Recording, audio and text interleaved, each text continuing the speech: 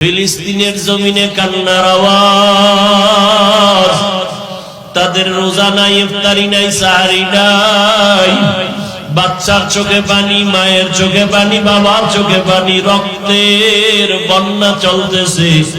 আয় আল্লাহ, আপনি ছাড়া আমাদের আর কোন সাহায্যকারী নাই। কুদরতের সাহায্যের দরজা খুলে দেন আল্লাহ।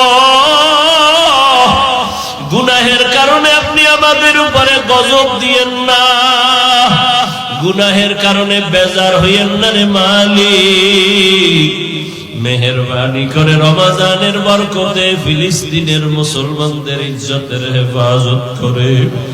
আয় আল্লাহ, সারা দুনিয়ার মুসলমানের হেফাজত করে।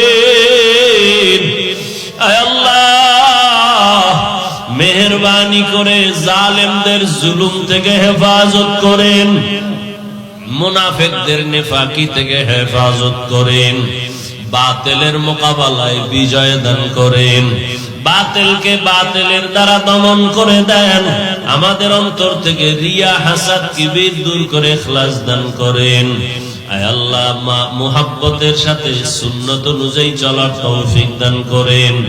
নবীজির রওজা মুবারকে গিয়া সালাম দেওয়ার বারবার তৌফিক দান করেন। আয় আল্লাহ, বাইতুল্লাহর গিলাফ ধরে ধরে লাব্বাইক বলার তৌফিক দান করেন। যারা এখনো সেখানে হাজির, সবাইকে কবুল করে নেন। তাদের লাব্বাইকের সাথে আমাদেরও কবুল করে নেন। বাংলাদেশ শান্তির দেশ বানায়া দেন আল্লাহ। জুলুম থেকে দেশকে হেফাজত করেন আল্লাহ। যারা ব্যবসা করে, চাকরি করে, বরকত বাড়ায়া দেন।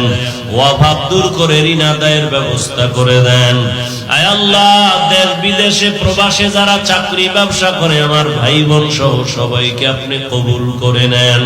হালাল রিজিকের ব্যবস্থা করে দেন। আয় আল্লাহ, যারা কামাই রুজি করে অন্যায় পথে অর্থ ব্যয় করে, তাদের হেদায়াত দান করেন। মা বাবার নেক দোয়া প্রত্যেক সন্তানের জন্য কবুল করে নেন। আয় আল্লাহ, যারা দান সদকা করে মসজিদ মাদ্রাসায়, সবার দান কবুল করে নেন। এর বরকতে সুস্থতার নিয়ামত বাড়ায়া দেন।